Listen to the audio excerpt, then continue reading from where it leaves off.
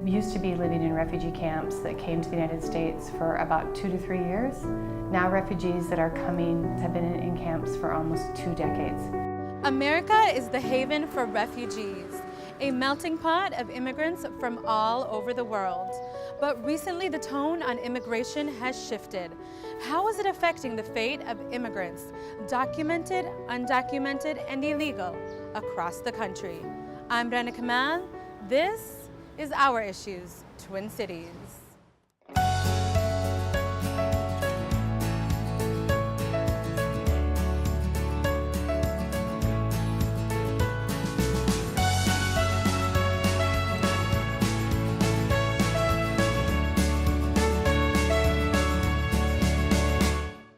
Minnesota is known for its 10,000 lakes, the Mall of America, and some of the largest populations of immigrants.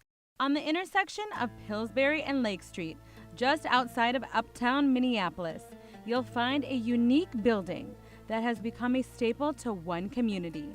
Step inside and it's almost as if you've been transported to Somalia. Most, if not all, the vendors in Carmel Mall are of East African descent and mainly hail from Somalia. The thing that makes unique Somali tea is the spices and how it's cooked. We have our own secret spices here, that the way we formulate it. Sandal owns a coffee shop in the Somali-centric shopping center. Put some ginger in there and sugar and spices. He immigrated to the United States 13 years ago. And today he says he's living the American dream, not only as an entrepreneur, but as an engineer and a land developer. We came to Minnesota just as a community to be American. We are typical American, want to live the dream of American dream for opportunity and working hard for success. Minnesota is home to 70,000 Somalis, the largest Somali population in the U.S. After the Civil War erupted in the early 90s, many fled their country in search for safety, security, a better life. Many of those Somalis sought political asylum in America. While that's the common journey of many Somali immigrants, it's not everyone's story. I'm finally speaking up. I'm finally, I do want to be an American. I just don't want to lie about it. I mean, I've gone lying about it for years. My friends think I'm American. Muna Ali has been living in the U.S. since she was 13. And like many others from her birth country of Somalia, her parents and 7 brothers and sisters migrated to the West in fear of what the war would bestow. They immigrated to Canada. But after Canada denied their grant of asylum, Muna's mom decided to take her family to America, where her husband was already living. Hiding in the back of a semi-truck with her mother and siblings, Muna illicitly crossed into the land of opportunity. My mother did that, truly. She was misguided, 1. And 2, she has always looked for acceptance and citizenship. And Canada didn't want to give it to her. So maybe the U.S. wanted to give it to her. We're immigrants that are migrating through literally the world. And finally, this was our resting place. The only place we entered illegally on the planet. So that is how I became an illegal immigrant. In 2004, the family was summoned to court after Homeland Security began cracking down on non-U.S. citizens applying for visas in efforts to catch terrorists and criminals living in America. Their status was revoked and they became illegal. They told no one, and life became more difficult living in secrecy. That's when it changed dramatically. Everything came to a stop. We thought we were getting deported or maybe sent back to Canada or even worse, back to Somalia. But the war was pretty it's still going on today, technically. So in 2004, that's 13 years ago. It was still very bad. So we got a temporary protected status because they can't send anyone back to a war-ravaged country. For more than 10 years, Muna has been living illegally in America. For the first time, she's sharing her story. Do you worry by coming out and sharing your story? Do you worry that you'll be deported? Not so much. I feel I don't have the protection that people believe I may need to not be deported. However, I am here. I have a legal status. So even though I am an illegal immigrant, my status here is legal. Muna's status is called withholding of removal, which usually involves people who've committed crimes in the U.S. but cannot be deported because their country of origin is too dangerous to return to. Muna, your status essentially labels you as a criminal. You just said that you've never seen the back of a police car. Right. How detrimental has that been on your identity? The crime that my mother committed was fraud on her application. So my mother gets withholding of removal, and so do all her innocent children who have committed no crime. So my mom can't go to school, she can't get federal funding, but that's fine. She doesn't want to go to school anyway. What about us? You know, who do want that? This is something that causes so much stress, so much anger in her. And you know, you would think that immigration is providing her protection. However, in this regard, if you provide protection and you take it away or not give it to her with the full extent, she's left with nothing. Jerzy Guzier, Muna's lawyer, says although her status grants her certain protection, it's only temporary. If the country condition is going to change in her country, this protection disappears. So she is not really granted forever. This is a situation where the government, always based on country condition being changed, may get back her where she came from.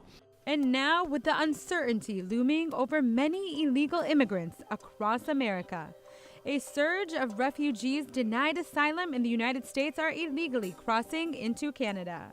Has it ever crossed your mind to go back to Canada? It has crossed my mind before, but not as an illegal.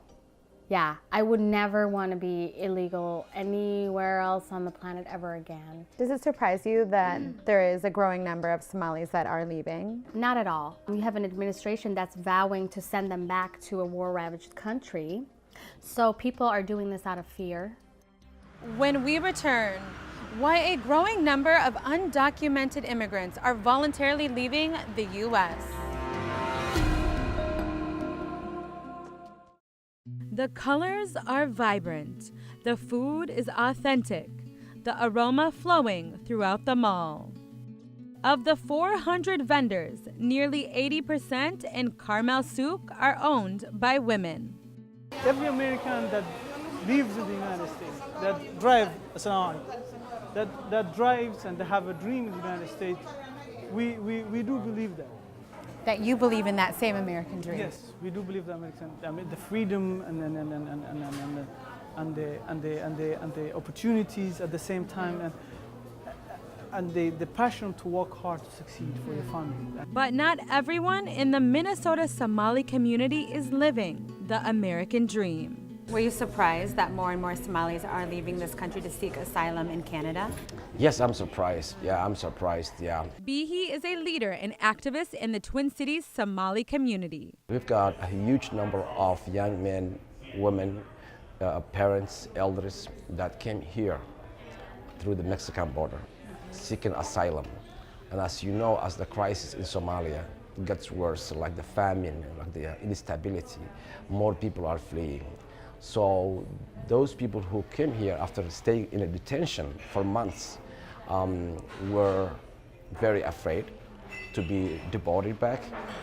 So that's how they started to cross to Canada after the Prime Minister said he will welcome any refugees. Today, there are over 11 million illegal immigrants in America. Since Donald Trump became president, he has placed 2 travel bans on 7 majority Muslim countries, which have both been now overturned. He vows to deport up to 3 million undocumented immigrants, deporting hundreds already across the country. Jason Lewis is a Minnesota congressman.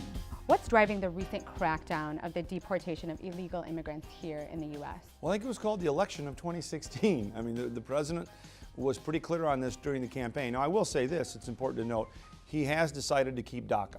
So the children that come here and are undocumented, they are not focusing on. You know, there are other adults who deliberately come here and overstay their visa undocumented, and they've broken the law and they're knowing of that.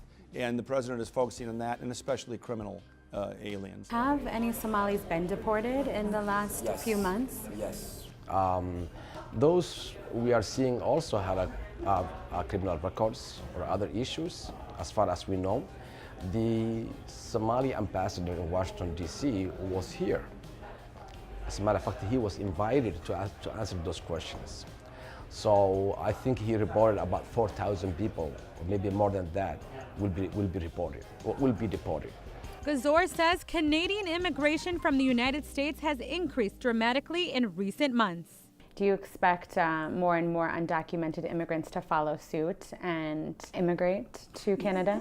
Yes, I do. And we have right now within the immigration attorneys in Minnesota trying to establish connection with attorneys practicing immigration in Canada, Canadian attorneys, who are willing to help us in transferring those who didn't get status in this country. While some undocumented immigrants are fleeing the country voluntarily, sanctuary churches around the Twin Cities have pledged to protect those who want to stay in the U.S. and are in danger of being deported and possibly separated from their families. Two places we're looking at, and we're looking at maybe knocking out this wall and then adding a shower back there and then having this be a living space for an individual or a family with easy access and easy access to a shower, and hopefully a place they could be if they needed to. The First Universalist Church is one of 15 congregations across the Twin Cities prepared to house undocumented immigrants. Justin Schroeder is the Reverend. Why did you agree to open your door to undocumented immigrants that are possibly sought out by law enforcement? As a person of faith and as a community of faith, the teachings of our tradition and of many religious traditions ask us to house, to take care of, to be with those who are most vulnerable, those who are in danger, in this case of being deported, of having their families and their communities torn apart. Churches are considered safe spaces by federal law and are protected from law enforcement such as ICE from entering. They are safe in our congregations. These are sacred places, they are sanctuaries, and the people who have, like here at First Universalist, voted to become sanctuaries have said people are safe inside this building. The efforts to protect undocumented immigrants is led by the religious network Isaiah, a coalition of Minnesota churches advocating for racial and economic equity. Reverend Grant Stevensen is Isaiah's clergy organizer. Members of our own organization from the Latino community, the immigrant community, came to the rest of the organization and said, we're terrified. We need help, and the help that they were asking for is, could our congregations start considering becoming sanctuaries for those who need sanctuary from deportation orders that they're currently working on and through the legal system. Currently, none of the sanctuary churches are housing undocumented immigrants, but have in the past and are prepared to do so once again. Churches that have declared themselves sanctuary congregations understand that they are offering to offer shelter to someone for an undeterminate amount of time. So that could be 2 weeks, but it could be 6 months or 12 months, and they know that it's an undeterminate amount of time, and it depends on the legal procedures, legal proceedings that the immigrants who they're sheltering, and how long that takes. How important is it for your congregation to protect these undocumented immigrants here in our community? It's really important, and we are living into what that means. So we are officially a sanctuary congregation, part of a network of churches that are sanctuary churches, but there are many relationships and ways that we can show up working for immigration reform, creating a clear pathway to citizenship that we will engage in, that our faith calls us to walk. Up next on Our Issues Twin Cities, why the fate of many immigrants in America lie in the hands of comprehensive reform. There are over 6 billion people in the world from all walks of life, religions, cultures, traditions, living in prosperity, in poverty, in fear, and many in war.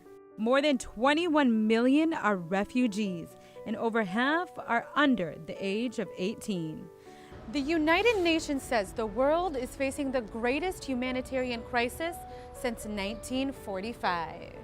Every year, refugees from all over the globe seek asylum in hopes of starting anew in America. Tika lived as a refugee in Nepal for 21 years before her and her family were granted asylum in the U.S. What was it like leaving your life behind in Nepal and starting a new page here in the U.S.? At first, when we were in Nepal, planning to come here, we were so excited. Like, we would see just buildings and we would be like using fancy stuff or expensive things, and we will be having car and every stuff like that. But once we came here, it's not easy to achieve that. So a lot of struggle. Refugees used to be living in refugee camps that came to the United States for about 2 to 3 years when the program started. Now refugees that are leaving camps have been in camps for almost 2 decades. Jane is the executive director of the International Institute of Minnesota, who work with refugees resettling in the state. We get a notification that a family's arriving, so our staff find housing for them. And then our staff meet refugees at the airport, and we have a very international team. So if we're picking up a refugee from Ethiopia or a refugee from Burma, we have staff that speak those languages. So after they get welcomed to Minnesota and they're introduced to their new home, they're at the Institute, and we're talking to them we're enrolling them in English class. Many people already speak English, but they're very eager to improve that. And then we're talking to them about what job do they want to do. Tika's nursing assistant training was provided by the Institute. She is now on the path to becoming a registered nurse. It's been a blessing that International Institute of Minnesota is here. Mexico, India, and Somalia. An average of 700,000 people a year become naturalized citizens in the United States, many chasing the American dream.